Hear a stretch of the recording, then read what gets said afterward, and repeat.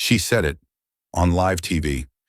And the moment those words left Jasmine Crockett's mouth, the room stopped.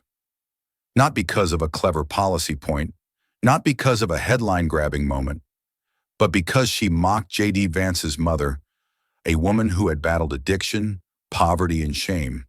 It wasn't just an insult, it was a surgical strike at his past, at everything he never used for pity but built into strength. J.D. didn't shout, he didn't flinch, he looked ahead and said nothing. 8 seconds of silence. That's all it took. The internet exploded. Millions shared the clip, and a line meant to humiliate became the moment that defined a movement. Now listen closely. What you're about to witness is a dramatized retelling of real events, blended with imagined scenes and emotional truth. The people are real, the feelings are real, and while parts of this story have been heightened for impact, its heartbeat, the pain, the power, the silence, is true. So ask yourself, if your mother was mocked in front of a nation, would you speak, or would you make the world listen by standing still? Stay with us. This isn't just a story, it's a moment that echoes far beyond the screen. The green room smelled like cold coffee, stale hairspray, and ambition. Inside the buzzing Washington, D.C. studio, producers darted from monitor to monitor, cue cards fluttered like nervous birds, and interns whispered stage directions into headsets far too big for their faces. The countdown had already started, even if no one was saying it out loud yet. J.D. Vance sat alone on the left side of the room, shoulders back, blazer pressed. In his lap rested a thick leather folder filled with rural job data, veteran suicide rates, and a handwritten note folded 3 times from someone named M. Holloway, West Virginia. It had only 4 words: "Don't let us vanish." He read it again and tucked it under his notes. Calm, steady, grounded. He wasn't here to win a moment. He was here to speak for people whose voices never reached this building. A production assistant poked her head in. 2 minutes, Senator Vance. He nodded, gave a polite half-smile, then exhaled slowly. His aide, Thomas, stood nearby, eyes on his tablet. "Soundbite time," Thomas said under his breath. "They'll push immigration, inflation, maybe foreign aid. Just stick to small-town recovery. That's your lane." J.D. didn't answer right away. His eyes drifted toward the studio hallway. Then came the sound. High heels, sharp, confident, and a little late. Jasmine Crockett entered like she'd been born on a stage. Her dress was perfect Washington, bright enough to catch a headline, sober enough to look accidental. She wore her confidence like armor, only shinier. A CNN producer rushed toward her, headset askew, holding a clipboard with her notes. "Oh, honey," Jasmine grinned, waving it off. "I don't need that. I brought my own fireworks." Her media team followed in like a wave, phones out, already live streaming her behind-the-scenes energy. One of them, a younger staffer with a man bun and a TikTok sweatshirt, was whispering about hashtags and filter options. J.D. glanced at her, their eyes locked. Brief, cold, not rivalry, not yet. But something was loading, something neither of them had fully named. She looked at him the way a storm looks at the sky before deciding where to break. "Nice tie," she said as she passed. "You wear that when you're trying to look safe or serious?" He didn't respond, but Thomas caught it. His eyebrows twitched. Jasmine's aide leaned in to whisper something behind her fan of note cards. She smiled, but her lips didn't move. The whisper was for her ear only. "Play to the audience, hit personal. Look at him like he's yesterday." J.D. closed his folder slowly. He didn't need a whisper. He could already feel it in the air. This wasn't going to be a policy debate. He adjusted his tie anyway, not because it was crooked, but because it gave his hands something to do while the energy in the room began to shift. Thomas leaned in, just close enough. "She's not here to talk ideas," he said. "She's here for blood." J.D. said nothing. From the monitors mounted above, the theme music of the show began to rise. The kind that sounds like polished conflict. Red, white, and blue graphics swirled on screen, and a male announcer's voice echoed through the corridor. "Tonight, a special edition of America Speaks, Rural versus Urban, Policy versus personality. One of Jasmine's aides grinned. Here we go. JD stood and buttoned his jacket. His spine straightened. He wasn't afraid of a fight, but he knew this wasn't a fight. This was theater, and the curtain had just started to rise. JD Vance adjusted the mic clip to his lapel and blinked twice under the hot studio lights. Across from him, Jasmine Crockett crossed her legs with flair and tapped her fingertips once on the table, like a pianist preparing for a solo. The moderator greeted the audience, rattled off polling numbers, and offered an obligatory smile that didn't quite reach his eyes. Tonight's debate, he said, focuses on two very different visions of America's future. The first 10 minutes were textbook: economic recovery, veteran reintegration. JD quoted unemployment figures in Appalachia. Jasmine pivoted to student debt and systemic injustice. The exchanges were brisk but civil, each candidate landing rehearsed jabs, buffered by professional polish. Then the moderator's tone shifted. He set his note cards down and leaned forward slightly, eyes flicking between them. You both come from very different family backgrounds. Working class, Ohio, inner city, Dallas. Before we dive into foreign policy, I want to ask something more human. How have your upbringings shaped the way you govern? JD nodded once, calmly, as if expecting the question. But before he could open his mouth, Jasmine leaned in, smirk locked in place, voice velvet smooth. Well, she said, glancing sideways at the crowd, I wasn't raised by someone who OD'd in front of her kid. It landed like a slap. A breath caught on someone's mic. The studio didn't go quiet. It went wrong, like a song that hit the wrong note and kept playing anyway. One corner of the audience chuckled, nervous, high-pitched. A few gasps rose from the back. The moderator blinked, unsure whether to speak or wait. Even the camera crew paused, hands on dials, unsure whether to cut, zoom, or freeze.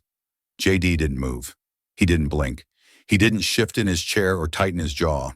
He just looked forward, not at her, not at the audience, but past the cameras, past the lights, as if somewhere beyond the studio was the answer to a question no one had asked out loud yet. The clock in the control room ticked once. 1 second. His aide backstage leaned forward, whispering to no one. Say something. 2 seconds. Jasmine adjusted her papers, smirk faltering for the first time. 3. The moderator coughed lightly. 4. The sound engineer muted line 2 without realizing why. 5. The Twitter feed in the production truck lit up. Did she really just say that? 6. A woman in the second row touched her necklace. 7. Jasmine glanced again at JD, expecting retaliation. 8. And still, he said nothing. When he finally shifted, it was only to straighten the pen beside his notes. Then he returned to stillness, letting the silence finish the sentence she should never have started. The moderator cleared his throat. Well then, he said, voice unsteady, let's move to foreign aid and national security. But no one in the room was thinking about foreign aid anymore. Jasmine tried to refocus, launching into a prepared critique of defense spending. But her words no longer landed. Something had changed, unspoken but unmistakable. JD sat silently, watching her. Not judging, not wounded, but impossibly present. In that room and across thousands of living rooms where the debate was streaming live, people didn't see a man lose a moment. They saw him hold something sacred and refuse to let it be dragged through the dirt. The rest of the segment played out like a rehearsal. Words were spoken, questions answered, but the real debate had already ended, with a line that should never have been said, and a silence no one would ever forget. The silence didn't end when the segment did. It lingered, thick, dry, and heavy, as the moderator blinked twice, cleared his throat, and scrambled to transition. We'll take a quick break, he said, voice cracking on the word quick, and return with closing remarks in just a few minutes. The camera's red light went dark. Stage lights dimmed. The screen faded to commercial. An upbeat ad for retirement savings playing over the image of a smiling couple in a canoe. But in the control room, no one was smiling. The producer leaned into the mic. We've got a problem, or a moment, or both. Clip it, now. Backstage, the buzz started as a flicker. Then it erupted. Phones lit up like slot machines. Staffers refreshed Twitter with twitchy fingers. One intern's voice broke as she shouted across the room, hashtag 8 seconds is trending. It's already at 19,000 tweets, and we haven't even aired the next segment. In the hallway behind the studio, JD walked with steady, deliberate steps. He didn't glance at the monitors, didn't break pace when a production assistant tried to catch his eye. He reached the door marked private exit and paused just long enough to unclip his mic and hand it, wordlessly, to the nearest technician. Thomas, his aide, followed closely behind, whispering, "That was, you didn't say a word and they're already calling it the moment of the night." JD didn't respond. Not yet. Not with words. Back inside the studio, Jasmine sat frozen in her chair, blinking as the crew swarmed around her. Her communications director leaned in, eyes wide. "That line you dropped? It's everywhere." She arched a brow, unsure. "Everywhere bad or everywhere good?" He didn't answer directly. He just showed her the screen. A paused clip, her smirking, leaning forward. The subtitle beneath reading, "I wasn't raised by someone who OD'd in front of her kid." Beneath it, the hashtag burned like a warning flare. Hashtag 8 seconds. "CNN hasn't even uploaded the official footage," he added. "People are screen recording and posting their own. Half the captions say it was brutal. The other half say it was below the belt." Jasmine exhaled through her nose. "They'll forget by morning." He hesitated. "Unless they don't." Outside the building, a black SUV waited. JD opened the door himself and slid into the back seat. The interior was quiet, cooled, sealed off from the chaos behind him. His driver glanced at him in the rearview mirror. "You all right, sir?" JD stared out the window for a moment, watching as a young man on a bicycle sped past holding up a phone, recording something. Finally he spoke. Soft, clear, final. "I'm not angry. I'm just not done." The door clicked shut behind him. Inside the studio, the show returned from commercial break, but the viewers had already seen the only part they would remember. It started with one phone. A stagehand in the back row had been recording the debate, not out of politics, but boredom. He liked to catch unedited moments, things the control room didn't show.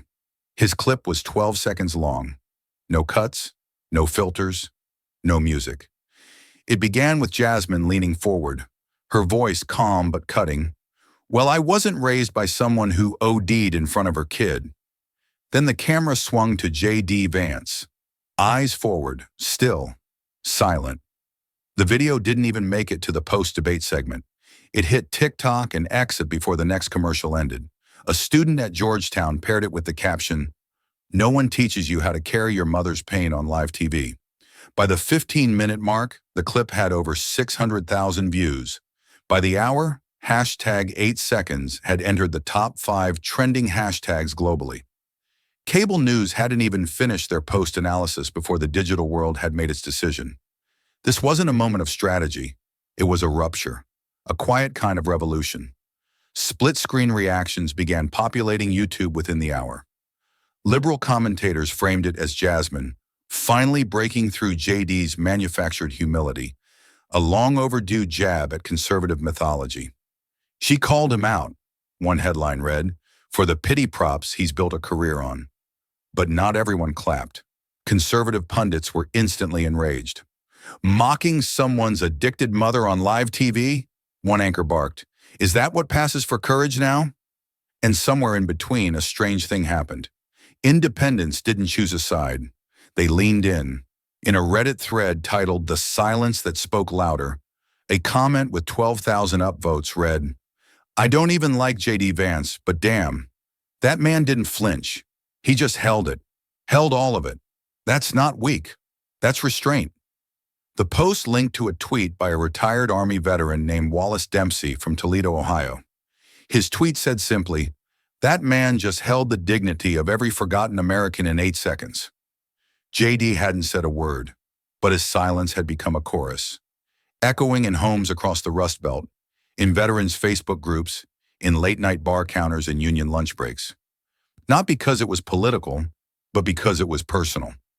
In Kansas, a mother of 2 reposted the clip with the line, "My brother died of fentanyl. No one ever mentions us unless it's to blame us. He didn't speak, but I heard everything. In West Virginia, a retired coal miner shared it in a community thread titled, "Who Speaks for People Like Us?" He wrote, "That wasn't about parties. That was about pain and how you carry it." Back in Washington, Jasmine's team tried to shift the narrative. They reposted the full segment. They emphasized JD's voting record. They leaned into polished edits and graphics and pivoted hashtags. But none of it stuck because the clip wasn't cinematic. It wasn't crafted. It was real. Just 12 seconds of raw tension, an insult, a pause, and a silence so heavy it pressed against the screen. It didn't need music. It already had rhythm, and it was beating in every place America had tried to forget. Before the hashtags, before the cameras, before the silence that froze a nation, there was just a boy, a math worksheet, and a table too small to hide anything except hope. 12-year-old JD crouched under the chipped Formica kitchen table, his knees pulled to his chest, graphite smudges on his fingertips. His math homework rested on the floor in front of him, creased and stained from the orange juice that had spilled earlier. He hadn't moved in 10 minutes, not since the crash. In the living room just 12 feet away, his mother's body convulsed against the couch cushions. One arm dangled limp, the other jerked sporadically. An empty prescription bottle rolled across the carpet and tapped against the wall. The house made no noise, except for the metronome rhythm of her breathing, broken and sharp like glass under a tire. JD didn't cry. He didn't yell for help. He wrote numbers, long division, columns, a scratch of pencil on paper because the world made more sense that way. He thought if he could solve this equation, just this one, maybe the world would stop shaking. Maybe his mother would stop shaking too. Then came the knock. 3 raps. Fast, hard. A pause. Then a voice from the porch. "Ma'am? EMT. We're coming in." JD didn't move. Not at first. Not until the door opened and boots hit linoleum. A paramedic crouched near the couch. Another scanned the floor and saw him, wide-eyed beneath the table. "Kid, you okay?" JD nodded once. Didn't speak. The man knelt beside him. "What's your name?" "JD. You live here." A nod. "What's her name?" Beverly." He blinked at his math sheet as if he needed to finish the last number before he could answer anything else. The pencil slipped from his fingers. The second paramedic called out vitals, her voice all business. "BP crashing. Naloxone now." JD watched as they moved quickly, expertly, like they'd done this before. And maybe they had. Maybe they'd seen hundreds of moms like her. Maybe they wouldn't remember her name after tonight. One of the EMTs opened a drawer, found a damp washcloth, and draped it over Bev's forehead. JD recognized that cloth. It used to hang by the sink for dishes. They inserted a tube, attached wires, pressed pads to her chest. Still, JD didn't cry, but his fingers curled tighter into fists. He didn't understand it then, not the medical jargon, not the cold efficiency, but he understood something primal. She was slipping, and there was nothing he could do. Then a hand touched his shoulder. Software, not rushed. A nurse. She knelt beside him, eye level, her voice a whisper against the sirens outside. "Your mom fought hard tonight," she said. "Don't let anyone say otherwise." JD didn't answer, but he nodded. Not because he believed it yet, but because he needed someone to say it out loud. When they wheeled Bev out of the house, JD stood on the porch holding his math worksheet like it was evidence. Like it proved he had still been trying when everything else collapsed. The flashing lights faded down the hill, swallowed by the trees and gravel roads of Middletown. Inside, the kitchen light buzzed. The table remained overturned. The pencil lay cracked on the floor, but JD stood a little straighter, because something had sparked, small, sharp, but real. Not defiance, not even courage, just a decision to carry her story differently than the world expected him to, and to never, ever let anyone erase what she had survived. He didn't tell his staff.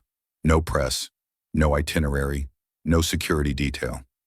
Just an old sedan borrowed from his brother-in-law's garage and the long gray stretch of highway that carved through southern Ohio like a scar left behind by steel and time. Middletown hadn't changed, not in the ways that counted. The gas station still flickered with half-lit neon. The corner store still closed early on Sundays. And the old Baptist church still leaned slightly to the left, as if the weight of prayer had bent its frame over the years.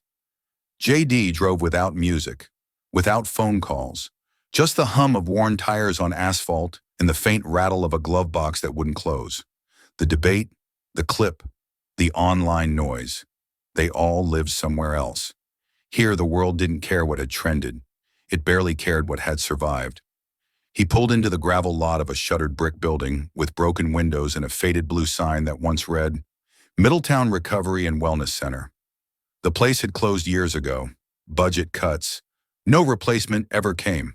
JD stepped out into the cool air. The wind carried the scent of rust and wet leaves. He walked around the side entrance where weeds curled through cracked pavement and vines strangled a bent handrail.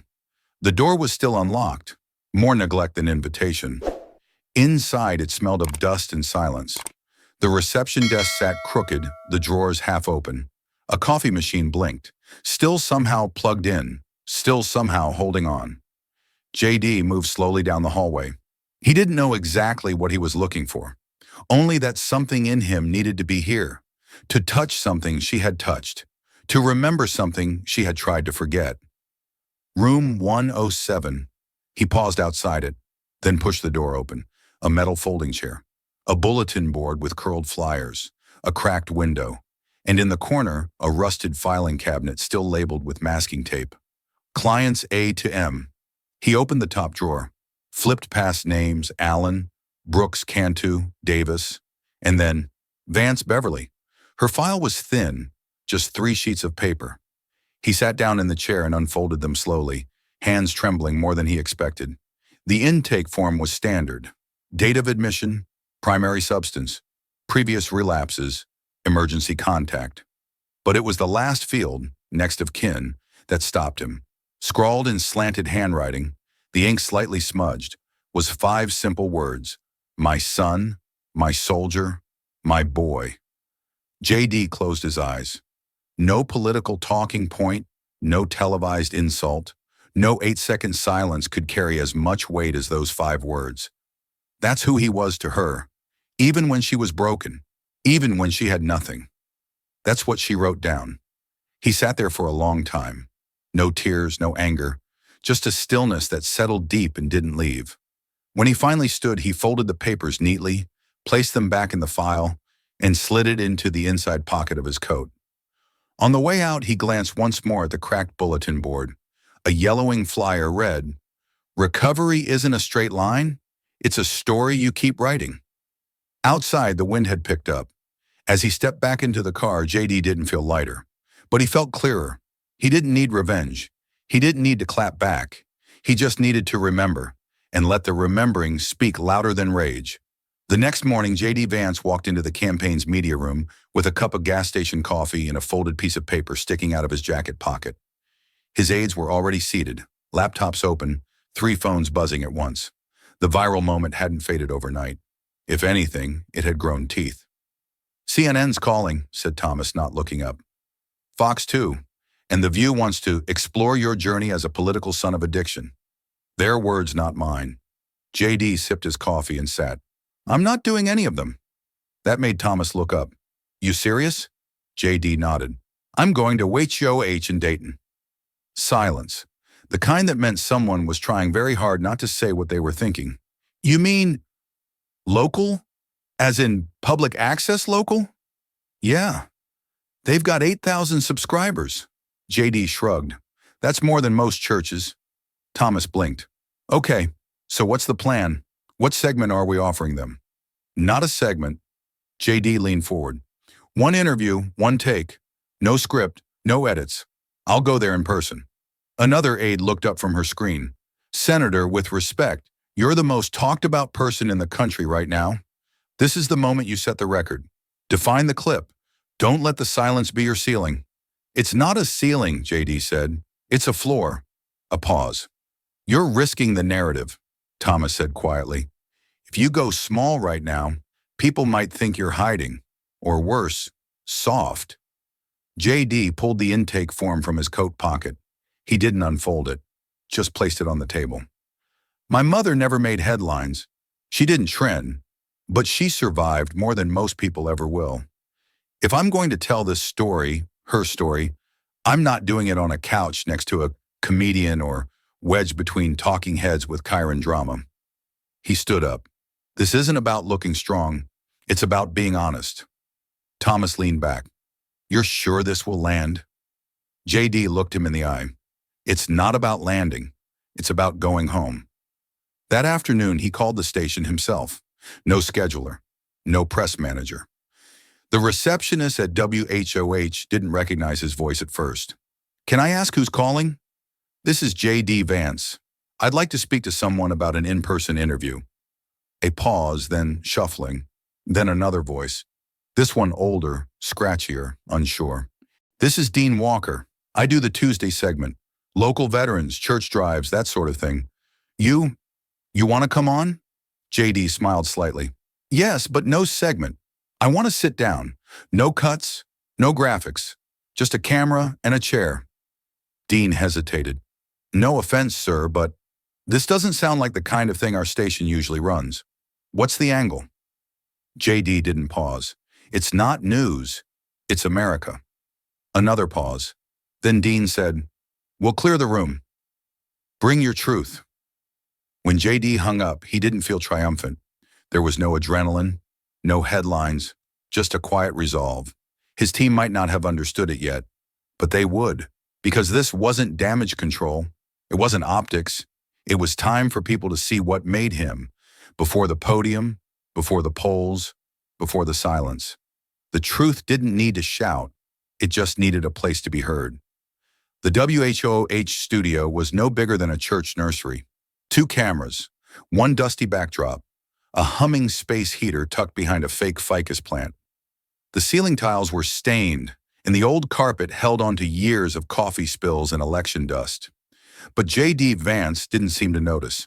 He sat across from Dean Walker, the station's longtime community anchor. Dean had traded a tie for a cardigan and had the calm demeanor of a man who'd outlived deadlines and didn't fear awkward silences. He held no cue cards, no prep notes, just a legal pad, a thermos, and 1 raised eyebrow. You ready? He asked. J.D. nodded. Roll it. The red light blinked on. Dean leaned in slightly. Senator Vance, you asked for no script, just a chair and a camera. What do you want to say? J.D. paused, not out of hesitation, but gravity. I want to talk about my mother, he said. No preamble, no spin. He continued, eyes steady on the lens. She raised me in Middletown, Ohio. Single parent. Worked 3 jobs when she could get them. Waitress, medical assistant, and for a while cleaning out trailers for an old landlord who never paid on time. Dean didn't interrupt, just listened. She was smart, fiercely smart, but smart doesn't always stop the storm. She married the wrong men, took the wrong pills. Sometimes she'd be gone for days, and sometimes she'd come home with bruises she wouldn't explain. J.D.'s voice didn't crack, but the space between each word held weight. She went through rehab, twice, relapsed, tried again, and in the middle of all that chaos, she never stopped trying to be my mother. He reached into his coat and pulled out a folded sheet of paper, laid it gently on the table between them. This was her intake form from Middletown Recovery. Under next of kin, she wrote, my son, my soldier. That's what she called me. Dean glanced at the paper, then back at J.D. His face softened. J.D. looked down once, then back at the lens. She was never proud of her scars, but I am. Silence settled into the room, not tense, but reverent. Dean exhaled slowly. Why now? He asked. J.D. answered without flinching. Because silence has a story too. He leaned back in his chair. People think when I didn't respond the other night, it was weakness or strategy. But the truth is, I've spent most of my life carrying something I didn't have words for. Not because I was ashamed, but because the world doesn't always want to hear from people like her, or from the ones they leave behind. Dean was still. J.D. went on. There are millions of kids like I was, sitting at tables they wish were safe, carrying homework while sirens echo down their street. They don't need a politician to fight back on TV.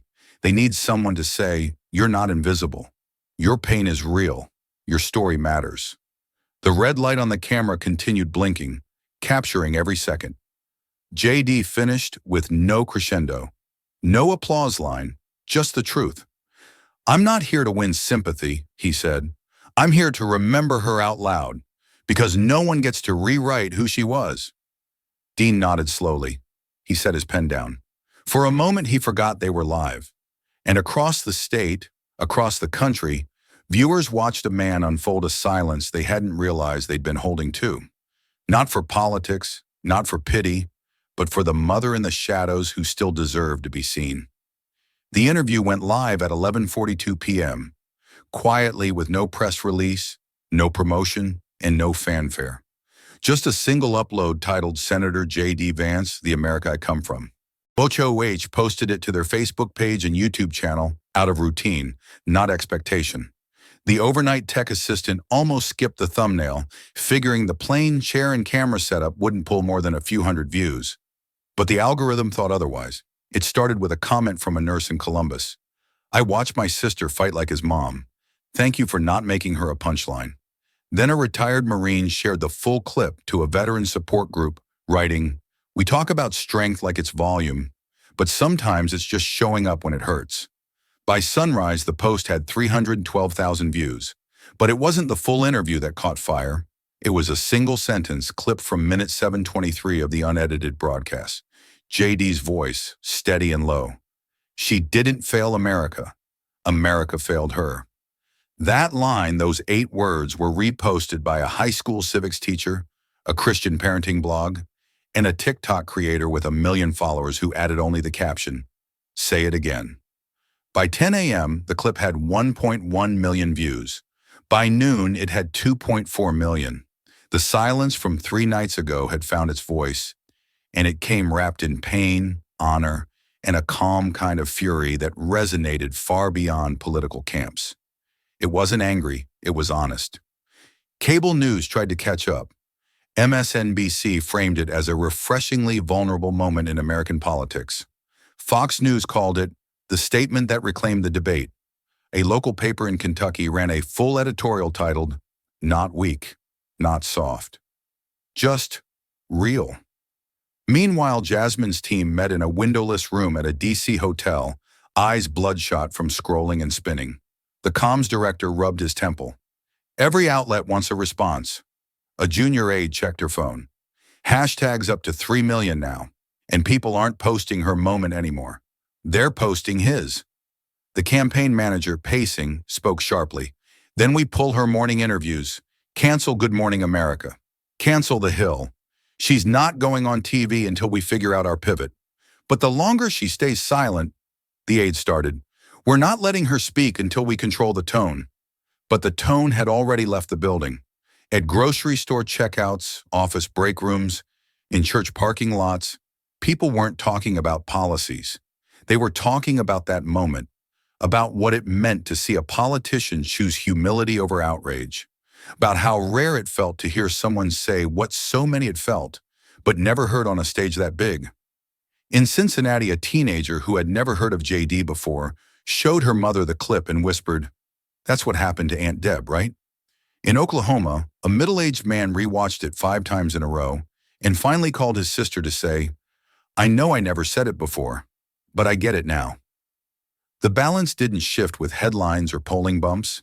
It shifted quietly, but unmistakably. And somewhere on a quiet stretch of road outside Dayton, JD sat in the back seat of a borrowed car, watching the farmland pass, unaware that millions were watching him, not as a senator or a headline or a hashtag, but as a son who finally said the one thing no one had said out loud. She didn't fail America.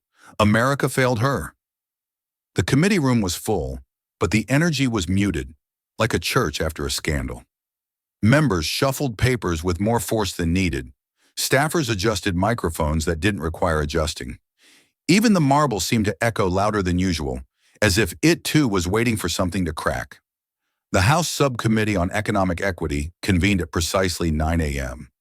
Jasmine Crockett sat at the center of the dais, gavel in hand, jacket crisp, posture perfect. Her opening remarks were polished, sharp, and delivered with clipped precision. She spoke about disparities, infrastructure gaps, and how America's forgotten communities deserve more than just lip service. Cameras flashed, journalists scribbled, and across the table, J.D. Vance said nothing. Not at first. He listened, took notes, turned each page of his binder carefully, like the sound might interrupt the air too soon. Jasmine continued, weaving in economic stats and regional data. She moved briskly through her planned questions until she reached item 14, pending amendments. That's when J.D. raised his hand. "I'd like to submit a proposal," he said, voice level. "A bipartisan amendment co-sponsored with Representative Maldonado and Senator Greer. It allocates emergency funding for rural recovery centers in counties with populations under 40,000. A low murmur stirred behind him. Jasmine didn't miss a beat. She didn't even look up from her papers. "Well, well," she said, feigning amusement. "Now he cares about poor people?" A few aides glanced around nervously. A journalist from Politico raised his pen slightly. J.D. turned toward her. His voice was quiet but not soft. "I never stopped," he said. "I just wasn't invited to your stage." For a split second, the room held its breath. Even the stenographer hesitated. Jasmine blinked. She wasn't used to retorts like that, measured, personal, and immune debate. J.D. didn't follow it with another line. He didn't lean in. He didn't capitalize on the silence. He let it speak for itself. The chairman shifted awkwardly and cleared his throat. "The amendment will be reviewed in subcommittee. Please proceed." Jasmine nodded once, but her rhythm had cracked. The pages in her binder seemed harder to flip. Her voice, and still strong, now carried the faint echo of someone who knew the ground beneath her was beginning to shift. Back in the gallery, a few attendees had already begun whispering about the clip. Not the first one, the new one. J.D.'s response was already circulating among the press pool. A reporter from NPR tweeted the quote with the caption, "Mic not dropped, just placed gently and walked away from." Outside, media vans idled along the curb. A news crawl on the Capitol steps read, "J.D. Vance breaks silence in committee hearing with powerful line." But J.D. wasn't thinking about headlines. As the hearing moved on, he focused on the amendment's language, tightening the clause that protected displaced workers in coal towns and clarifying mental health support eligibility for veterans living in food deserts. He didn't look at Jasmine again, not because he was avoiding her, but because he didn't need to. The silence had already done its work. The memory had already spoken. And now, slowly, the room that once treated him like a prop was starting to listen. The gym hadn't hosted a basketball game in over 5 years. Its wooden bleachers creaked with age, and the overhead scoreboard blinked randomly, frozen at visitor 22, home 0. Dust floated through the yellowed shafts of afternoon light, spilling in from cracked windows. Folding chairs lined the faded court in uneven rows, and the air smelled faintly of old linoleum, chalk, and something heavier, like memory. This was where J.D. had chosen to speak. Not a campaign rally, not a formal briefing, just a town hall. No stage, no flags, no press pit, just chairs and people. They came in slowly, hesitantly. Old men in work boots, moms with lined faces and sleeves pulled over old tattoos. A few teens with arms crossed, daring someone to change their minds. No one wore party buttons. No one clapped when he entered, and J.D. didn't ask them to. He stood on the same level, behind a metal folding table, holding only a small binder. There was no security, no microphone, just a slight tremble in the wooden floor when someone shifted their weight. He began without pleasantries. "I know what it's like to grow up watching the people you love lose to something bigger than them," he said. "And I know what it's like to carry that story in silence because you think no one wants to hear it." For a long time, he talked quietly about his mother, about recovery centers that closed too early, about how policies sound different when they echo through empty kitchens. He didn't campaign. He confessed. Hands started going up. A woman near the back stood, her arms folded tightly around herself. Her voice cracked just once. "My daughter OD'd last year," she said. On the floor of my laundry room. She had just turned 26. The room held still. She glanced around, almost embarrassed. I've been angry ever since. Not just at her, at me, at everything. But your story, your mom, it made me remember something I'd buried. JD nodded gently, letting her speak. I hated her for dying, but hearing how you talked about your mom, she swallowed hard. It helped me forgive mine. JD didn't answer. He just walked over. No fanfare, no applause, and hugged her. It wasn't performative. He didn't speak into her ear. He didn't pose. He just held her like someone who understood. Not the facts, but the fracture. And for a few seconds, the room stopped being a town hall. It became a vigil. When he stepped back, she wiped her eyes and whispered, "Thank you," before sitting down. JD returned to the table. Before he could begin again, a figure near the gym doors stood slowly. An older man in a faded army jacket. He didn't speak, didn't raise a hand. He simply stood tall, back straight, and gave JD a single solemn salute, then turned and walked out. No words, no headline, just a gesture older than politics. JD watched him leave, eyes wet, throat tight. He didn't need to speak. The silence had said everything. As the crowd slowly began to disperse, someone from the local paper approached him hesitantly. "You going to issue a statement?" JD shook his head. This was the statement. And he looked around at the cracked floor, the tired faces, and the old scoreboard still frozen at 0. For the first time, it didn't feel like losing. By Monday morning, Jasmine's campaign manager was staring at a whiteboard full of red circles. 12 of them. 12 states where working-class support had dipped by 2, 4, even 6 percentage points. But 3 states, Ohio, Pennsylvania, and Michigan, had cratered. A full 12-point drop in a single week. No scandal, no gaffe, no leaked memo. Just a moment, a silence, a mother. The strategist pacing in the corner tried to explain it in charts. It's not his policy and it's not pity. It's proximity. They saw themselves in him, and now they can't unsee it. Jasmine leaned back in her chair, arms crossed. We knew he had Rust Belt appeal. This isn't news. The comms director shook his head. This isn't appeal. It's reframing. Focus groups are calling him real now. That's a shift we can't outspin. He pulled out a transcript from a focus group in Western Pennsylvania. Participant #7. I didn't like him before. I thought he was stiff, but now he feels like somebody I know. Participant #4. He didn't get angry when she came at him. That's how you know it hurt. He didn't perform it. He lived it. One man's silence had started cutting through noise in places Jasmine's team had once considered safely apathetic. Veterans, single mothers, retirees in union towns, former Democrats, disenchanted independents. JD hadn't launched an ad campaign. He hadn't attacked.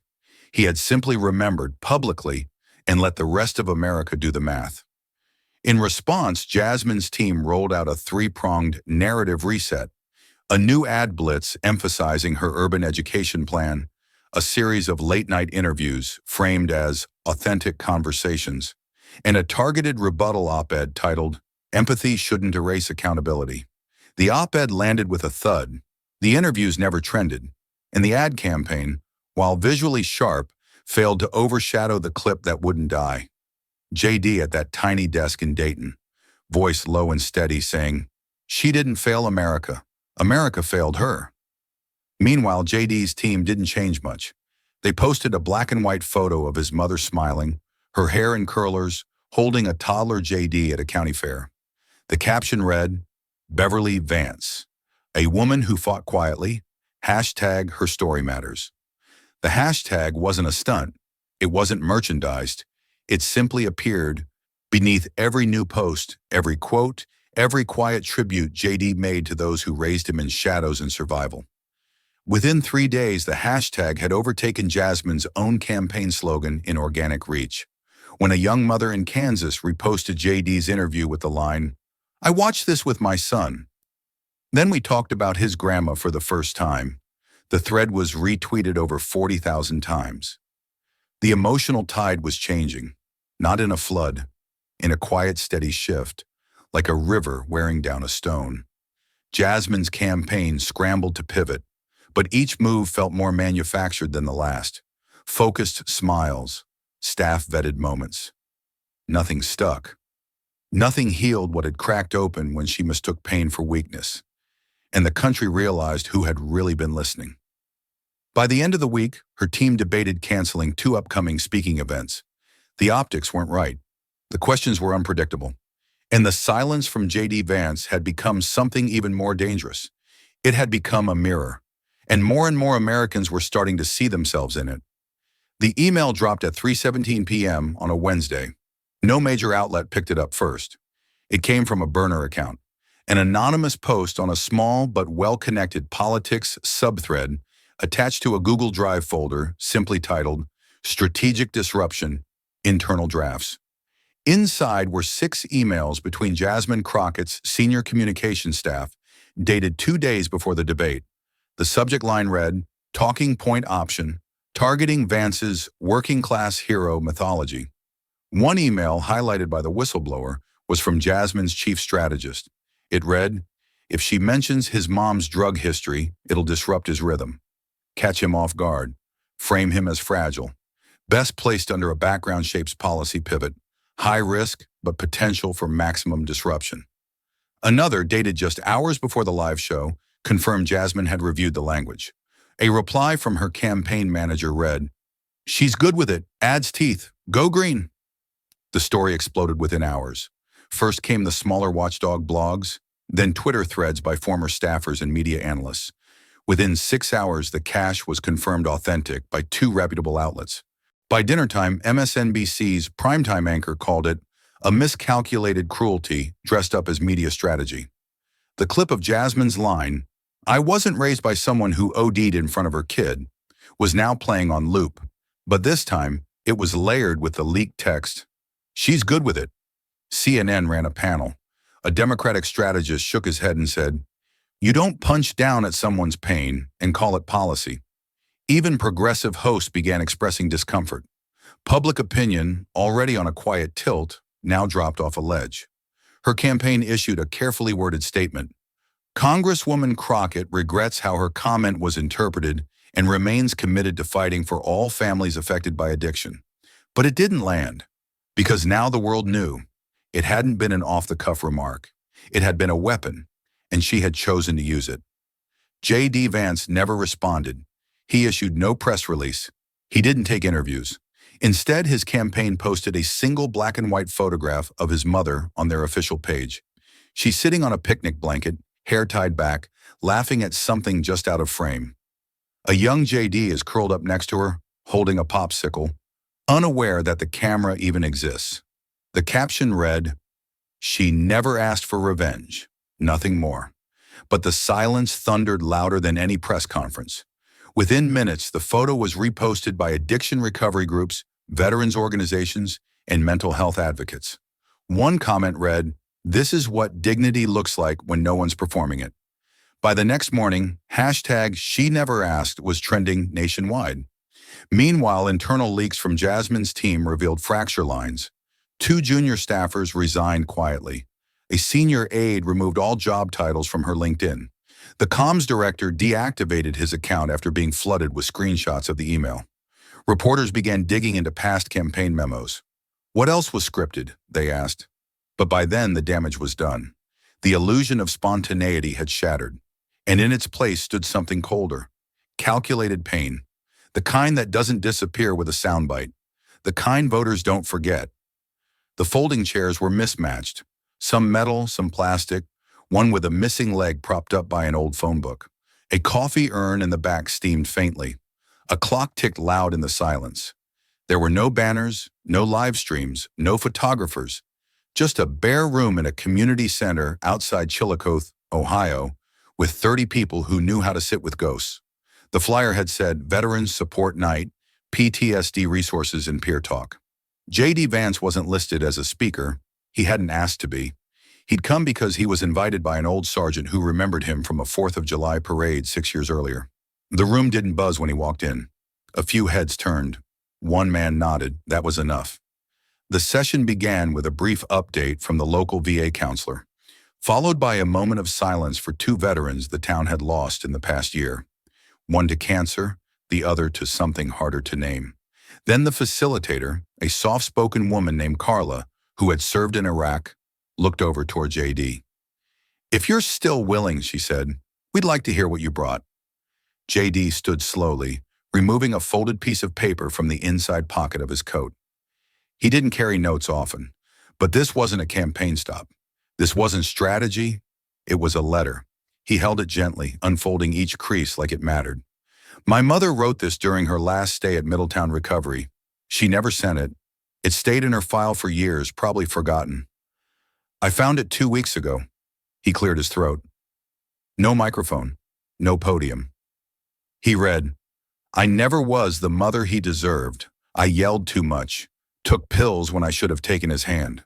I missed birthdays. I lied. I disappointed him more times than I can count." JD paused. A few in the room shifted. No one spoke. "But I also tried. God knows I tried. I showed up when I could. I stayed sober when it mattered most.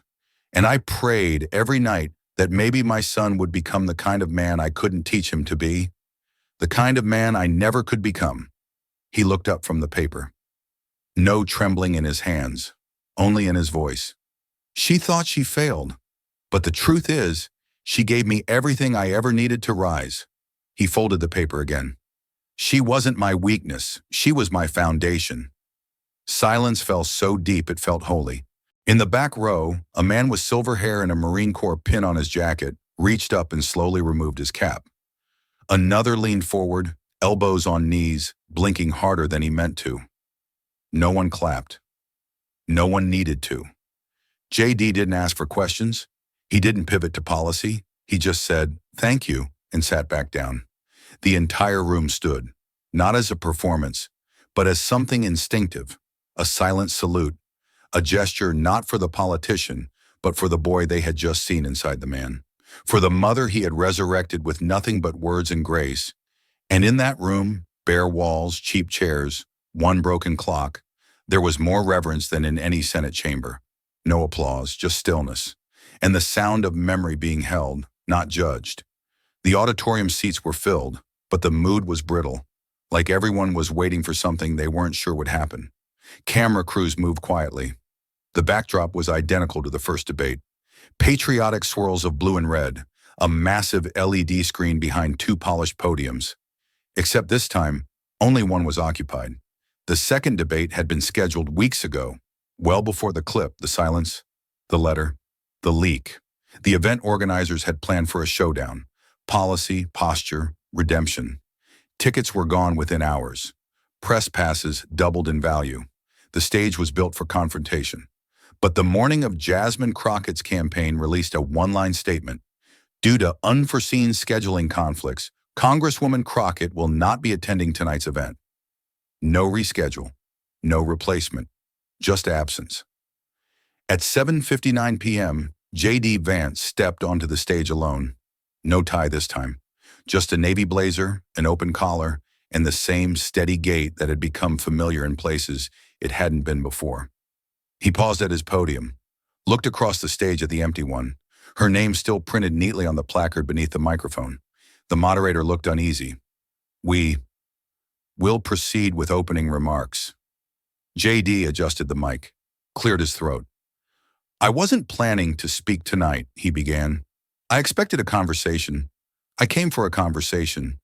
But," he glanced toward her empty space, then out to the audience, "she's not here, but America is." That line landed harder than any attack could have, not as a jab, but as a truth. The room fell still. The live feed, already climbing in viewership, froze for a second under the weight of that sentence. The moderator looked down at his cards, shuffled them awkwardly, then looked back up. "Would you like to proceed with your platform presentation?" JD shook his head. "I don't think we need more platforms tonight. We've all heard the numbers. We've all seen the ads. But what we haven't seen, what we don't see enough, is the space left when someone walks away from what they've started." He turned slightly toward the other podium again. "This stage isn't just wood and microphones. It's a mirror. And when one side stays empty, the reflection gets clearer. He paused, not for effect, but because he meant to. You can't fight for people if you don't show up. The moderator, visibly rattled, leaned into his mic. We're going to take a brief break. The cameras cut to a generic logo. Producers whispered furiously off stage. One technician mouthed to another, "Do we just end it?" JD stepped down from the podium without fanfare. No applause followed him, just the click of his shoes on the floor. But something had shifted, again. That night, headlines didn't read, "Vance destroys Crockett in debate." They read, "Only one showed up." The podium that stayed empty. He spoke to America, not to her. In living rooms across the country, voters didn't hear a policy pitch. They heard presence. They saw a man speak to a silence, not as a weapon, but as a wound. And in the absence of rebuttal, they filled in the answer themselves. The school didn't have a proper auditorium, just a converted cafeteria with folding chairs and a slightly warped projector screen that buzzed when the volume got too high. The walls were lined with faded student artwork and motivational posters that had started to peel. The clock on the wall was stuck at 2:41. J.D. Vance arrived 15 minutes early. No cameras, no press, just him and a single aide carrying a manila folder labeled Education Committee Feedback. The principal, a wiry woman in her late 50s with a clipboard tucked under her arm, greeted them with a brisk handshake. "Appreciate you stopping by," she said. "These kids don't get many visitors unless someone's cutting a ribbon." JD smiled. "I'm not much of a ribbon guy." The class they entered was part civics, part social studies, part what the teacher called structured reflection. Most of the students were 14 or 15. Most wore hoodies. One had earbuds hidden under his sleeve. Another tapped his pencil in 4-beat rhythms on the edge of the desk. The teacher, Mr. Keller, dimmed the lights and pulled up a clip on the projector. It was the debate, the second one, the one where only JD had shown up. The sound wasn't great, but the words came through. "She's not here, but America is." The clip ended. Keller paused it on a still frame. JD standing beside the empty podium. "So," the teacher said, turning to his students, "why do you think he didn't just tear her apart for not showing up? Why didn't he go for the easy win?" A pause, one hand rose, hesitant, halfway. A boy near the back, all elbows and oversized sleeves. He squinted a little and asked, "Why didn't he fight back?" The room went quiet. JD walked to the front. He didn't take the teacher's spot or stand behind the desk. Instead, he knelt beside the boy's desk, not to shrink himself, but to meet him eye to eye. He smiled not with his mouth, but with something softer in his eyes. "Because sometimes," he said, "truth needs silence first." The boy blinked. JD went on, voice low but steady. "When you grow up watching people you love get hurt, or laughed at, or left behind, you learn something early. Fighting back feels good for a moment, but listening, letting truth sit in the room, that lasts." The boy nodded once, not like he fully understood, but like he wanted to. JD stood, turning toward the rest of the class. "I'm not perfect, and I didn't come here because I have the best ideas. I came because I remember what it's like to think nobody sees your story, and I want to make sure the people who write the rules actually remember who they're writing them for." The class stayed quiet, not from confusion, from something closer to respect. As the bell rang and students began to gather their backpacks, Mr. Keller stepped forward and whispered, "You just undid a semester's worth of cynicism in 15 minutes. JD chuckled. "You're the one who pressed play." They walked out into the hallway, where the paint was chipping and the lights flickered just slightly. The aide checked his watch and gestured toward the car waiting out front. But before JD reached the exit, he paused.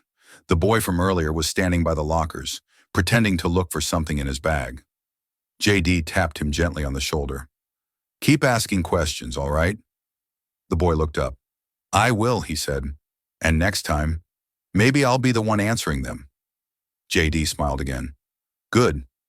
And with that, he stepped outside, not into fanfare, not into headlines, but into the kind of day that meant more than both. It didn't begin with fanfare. There were no marching bands or major press rollouts. Just a plain blue folder slid across the desk of the House Committee on Health and Human Services, labeled in small black lettering, the Beverly Act. The language was sharp, the purpose clear: federal grants for addiction recovery and mental health centers in rural and underserved regions, with funding tiers based on county poverty rates and overdose statistics. The structure was pragmatic. The name was personal. J.D. Vance didn't read a speech when he introduced it. He stood quietly behind the podium, hands folded, voice measured. "This isn't a tribute," he said. "It's a blueprint for every family that lost someone, for every town that watched hope shut its doors and never reopen. For my mother, yes, but also for yours." He looked up, scanning the room. Members who once ignored him now leaned forward. "Recovery shouldn't depend on your zip code, or your access to broadband, or whether your story sounds polished enough for a campaign ad. Recovery should be as American as the system that failed so many of us." The bill moved quickly, partly due to timing, partly due to the growing chorus of public support. Veterans groups, rural mayors, faith coalitions, even a national organization for public school counselors released a statement. "We don't endorse parties, we endorse help. The Beverly Act is help." Jasmine Crockett, watching from across the aisle, felt the room tilting, not angrily, not loudly, but unmistakably. She introduced a counterproposal titled the Urban Access Act, positioning it as a broader, more inclusive version, doubling funding for major cities and targeting minority-heavy districts. But the tone was off, the timing worse. When the Urban Access Act reached the floor, the vote wasn't even close, 3-1 against. Reporters speculated that too many members didn't want to look like they were trying to overshadow the Beverly Act, that it felt too reactive, too performative. One editorial in The Hill put it plainly: "She picked the wrong moment to compete with grief." The day of the final vote, the House chamber was unusually still. J.D. sat near the back, his face unreadable as the clerk called names one by one. Republican, aye. Democrat, aye. Independent, aye. Across party lines, across state lines, the votes rolled in like quiet affirmations. Like each aye wasn't just for the policy, but for the pause they had watched, for the silence they had respected. The tally appeared on the screen above. The Beverly Act passed. There was no thunderous applause, but something even rarer happened. Members stood, not just his allies, not just his side, all of them. From Rust Belt conservatives to big city progressives, they rose together, not for J.D., not for a political win, but for what the bill had come to mean. Jasmine remained seated, not bitter, just still. She glanced toward J.D., but he didn't look back. He wasn't gloating, he was remembering. After the session, a journalist caught up with him in the hallway. "Senator Vance," she asked, "what do you hope this bill achieves?" He paused, adjusting the folded intake form still tucked into his inside coat pocket. "I hope," he said softly, "it makes fewer kids grow up thinking their mother's life wasn't worth saving." Then he nodded once and kept walking, past the marble columns, past the cameras, and into the quiet where purpose begins again. The envelope was plain. No return address, no seal, just a name written in neat, deliberate script. Representative Jasmine Crockett, J.D. Vance, had started writing it the night the Beverly Act passed. Not in his office, not in Washington, but in the backyard of the house where he grew up. The same one with water-stained siding and a cracked swing set that no longer swung. He sat under a dim porch light, a single candle flickering beside him. No phone, no staff, just him and a legal pad with too many crossed-out lines. The final version was clean, quiet. Just one page. "You gave me the mic. I just chose to say something that lasted longer than applause. You thought the silence would make me look weak. It didn't. It made them listen. I don't hate you. I just won't become you.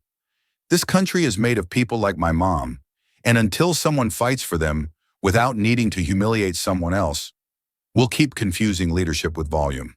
He signed it. J.D. He folded the page once, slid it into the envelope, and placed it in his coat pocket. Then he walked out back, past the crumbling shed, past the old tire half buried in the grass, to the rusted fire pit his uncle had once used to burn brush and Sunday newspapers. The wind was soft. The sky was quiet. J.D. crouched beside the fire pit, struck a single match, and watched the flame catch on dry leaves and paper scraps beneath. He held the envelope for a moment longer, not hesitating, just acknowledging. Then he let it go. The edges curled first, then the center blackened. Jasmine's name vanished in orange. He didn't watch the letter finish burning. He stood before it did, brushed ash from his hands and walked back toward the house, his mother's porch light casting long shadows on the grass. Inside, the living room still smelled faintly of old books and lemon cleaner. On the mantel was a photo, his mom, younger than he remembered her, holding a plastic cup and laughing at something just off frame. He didn't smile, but he didn't cry either. He just looked, long enough to remember, long enough to promise again. The next morning back in Washington, reporters were already speculating about the next round of debates, about whether Jasmine would recover, about whether J.D. had a chance at the nomination. His team asked if he wanted to respond to the media frenzy. J.D. shook his head. "No more Noid," he said. They looked at him, puzzled. He clarified, "She tried to win the moment. I'm trying to change what the moment meant." Later that day, he sat in his office, watching the afternoon sun spill over the Capitol dome. In front of him was a new folder, fresh from the printer. Veterans Mental Health Expansion Act. Draft 1. He didn't open it right away. Instead, he wrote 3 words on a yellow sticky note and pressed it to the front. Keep it quiet, because the world didn't need another viral clip. It needed what came after. Visitors to J.D. Vance's Senate office rarely noticed the hallway at first. It was quiet, tucked behind the reception room, past the framed certificates and congressional memorabilia. But those who wandered far enough always stopped. It wasn't the size that caught them. It was the intimacy. The wall wasn't adorned with power brokers or campaign victories. Instead, a curated collection of photographs, each 5 by 7, unedited, framed in modest walnut, lined the corridor. No labels, no headlines. A woman sitting cross-legged in a laundromat, holding a textbook on her lap while folding uniforms. A man in a steel mill, sweat-soaked and proud. A tired-eyed teacher gripping a stack of essays. An EMT mid-shift, sipping coffee on the tail of an ambulance. And in the center, just beneath a soft glow light, J.D.'s mother, laughing, wind blowing her hair into her eyes, holding a toddler in her arms. Him. Below the display, carved into an oak panel in steady serif letters, were 12 words. For the ones they said were too broken to matter. Some stopped and read it aloud, others didn't, but no one walked past without slowing down. Senate staff whispered that J.D. never explained the wall. He never referred to it in speeches. He didn't use it in campaign videos. But every month, without fail, he added a name. Not because someone died, because someone had lived. One visitor, a veteran from Missouri, once lingered for 20 minutes, staring at the photo of a man with trembling hands holding a chipped coin that read, 1 year sober. He turned to J.D.'s aide and asked, "That man, is he famous?" The aide smiled. "Only to someone." The veteran nodded and whispered, "That's enough." On a rainy Tuesday afternoon, J.D. paused at the wall himself. He hadn't been down the hallway in weeks, but today he stood in front of his mother's photo. In his hand was a folded copy of a recovery clinic's founding charter, one he'd quietly pushed through with bipartisan support. He didn't frame it. He didn't file it. He simply placed it behind her photo, letting the edge peek out, and whispered, "Still doing the work, Mom." Then he turned and left the hallway, without saying another word. The classroom buzzed with chatter as the lights dimmed. It was Civics Period 5 at Mitchell High School in Iowa, and today was Modern Rhetoric Day. The teacher, Mr. Ellis, always chose a debate clip, some bombastic moment that got students talking. But today, he queued up something quieter. On the screen, a split frame. Left side, Jasmine Crockett at the debate table, leaning forward with a smirk. Right side, J.D. Vance, still as stone, the seconds crawling by. The clip ended after 12 seconds. Silence. Mr. Ellis turned the lights back on. "Okay, observations?" A few students murmured about body language. One boy said, She was trying to provoke him. Another added, he froze up, looked weak. Then a girl in the third row raised her hand. Her name was Naomi, normally quiet. Today her voice was clear. Why did she say something so cruel? About his mom? Mr. Ellis didn't answer right away. He looked at the screen again, paused the video, and rewound to the frame where JD looked directly forward, eyes unblinking, lips tight. Because, he finally said, she thought shame was a weapon. Naomi blinked. And he didn't fight back. No, Ellis said. He turned it into a flag. The class murmured. Some nodded, some frowned, processing. Another student asked, was that real? About his mom? Mr. Ellis replied, real enough for millions to watch in silence. And silence, sometimes, is the loudest response. He walked to the board, wrote 5 words in blue chalk. What do we defend, and why? Then he pointed at the screen again. You're growing up in a world of microphones, but sometimes your power isn't in the volume, it's in the stillness. That night, Naomi went home and rewatched the clip on her phone. It had 10 million views. She didn't read the comments. She didn't need to. She closed the app and wrote a note in her civics notebook. Some people use pain as a shield. Others build bridges with it. The sky above Wheeling, West Virginia, was a low shade of gray, just enough to mute the town's edges into watercolor. J.D. Vance arrived at the new recovery clinic on a Tuesday morning, unannounced. He wore no pin, brought no press, gave no warning. The building was modest, converted from an old post office. Clean brick, fresh signage.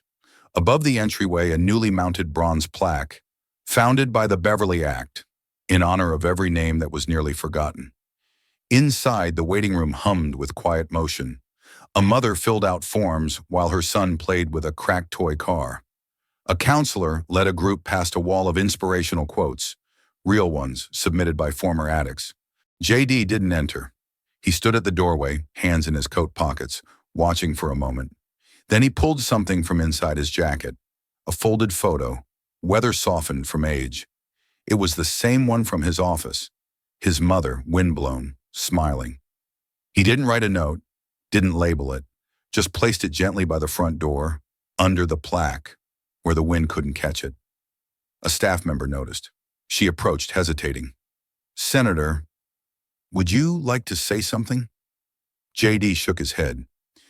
No, I've said enough. She nodded. Then glancing at the photo, she said softly, she raised someone who didn't let her disappear. JD looked up at the sky. A single ray of light broke through the clouds, touching the roof of the clinic. He nodded once, not to her, to the moment, then turned and walked away. That afternoon, someone moved the photo inside, placed it on the front desk. It stayed there, not because it was famous, because it meant something. And long after debates ended, polls shifted and headlines faded, the story still traveled. From one counselor to the next, from one family to another, whispered in moments of doubt, written in margins of rehab journals, passed like a lantern in the dark. She mocked his mother, but he made her unforgettable, not for the pain she carried, but for the son she raised. This story reminds us that strength isn't always loud. It's often quiet, steady, and born from pain transformed into purpose. J.D. didn't retaliate with rage. He responded with memory, honor, and restraint. What could have been a political feud became a tribute to the overlooked, the broken, and the healing. His mother's name, once mocked, became a symbol of resilience. In a world obsessed with applause, this chapter shows us the power of doing something that lasts longer than noise. Sometimes dignity is the strongest defense. Question for you. Have you ever honored someone's story in a way that spoke louder than words? If this story touches you, don't let it stop here. Like, share, and subscribe to JD Stories, where every voice matters and every story echoes far beyond the screen. This story is a fictionalized and dramatized narrative created for educational, inspirational, and storytelling purposes. While it may be inspired by real public events, people, or societal issues, it includes imagined dialogue, reconstructed scenes, and character interpretations meant to highlight broader themes of justice, dignity, and resilience. Any resemblance to actual events or individuals beyond public knowledge is purely coincidental. We do not intend to defame, mislead, or harm, but to invite reflection and meaningful conversation. Thank you for watching JD Stories.